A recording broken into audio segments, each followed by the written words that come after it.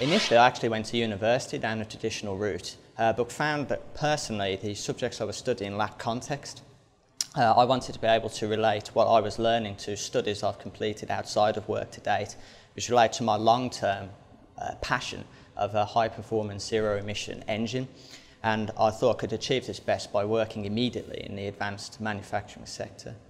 At the same time, I still wanted to be able to develop my skills to a degree level and beyond standard, and the framework offered by Jaguar Land Rover gave me the correct mix of practical and theoretical skills to achieve my personal objectives, as well as offering me the opportunity to work in a field of engineering I've thoroughly enjoyed since for as long as I can remember.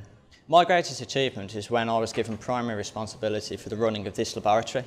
And consequently it means I provide the crucial data for specialist exhaust emissions to North America, Brazil and soon to be China and Europe. I have trained 2 additional operators, both new apprentices and experienced engineers, and continue to mentor them so that they can complete the process when I'm doing other tasks.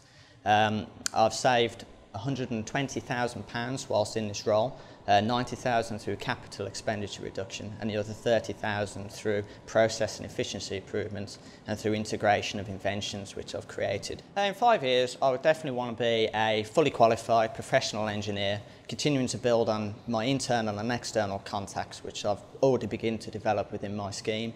I'll certainly want to be involved in my vision of my high performance zero-emission Jaguar Land Rover engine, and I'll be developing and exploring these latest technologies as a complement to an MEng or PhD qualification. I chose an apprenticeship because I was working in a Royce at the time, and I soon realised that it wasn't for me, it wasn't what I wanted to do. I did want a career in engineering.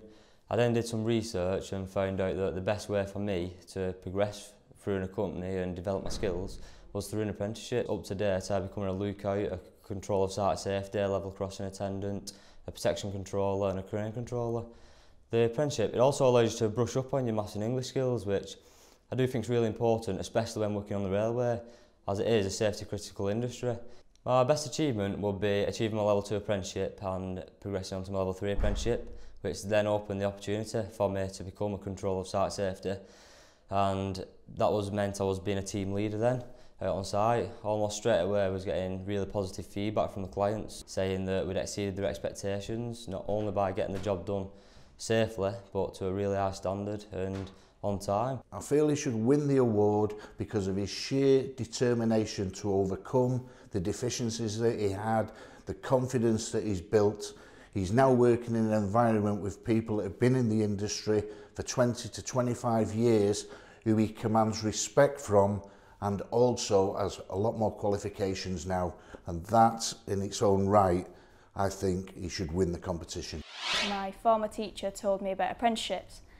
I was really interested in what he told me, and so I did some research, applied to quite a few companies and got accepted at 2. My parents were a little bit concerned that I wouldn't be able to get a degree, but once they were aware of the degree that I can get at the end when I come out of my time, they were really happy with what I've done, really proud of everything I've achieved. The greatest achievement that I've had whilst being an apprentice is probably being selected out of 74 apprentices at MBDA to go and do the German exchange. We did that with BAE systems, and it included me doing a work rota for 2 Germans to come and visit us at MBDA for 3 weeks, as well as looking after them at night socially, just spending some time with them so they can see what it's like working here and being in England.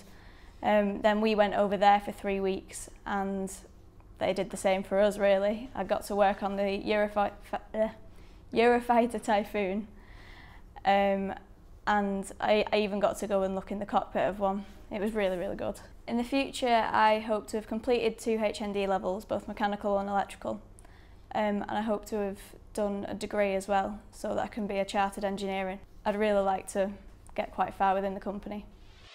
I chose to be an apprentice because of the great opportunities it offers to earn while you learn, get experienced, and also the opportunity of working for one of the best engineering companies I feel in the world. My biggest achievement whilst being in my apprenticeship was carrying out a continuous improvement project where I've saved the company thousands of pounds through a pilot study, roughly around about £22,000, and that saving is going to go globally, worldwide, to factories such as America, where I've put in place a new system to help ensure that tools aren't ordered in an inefficient manner.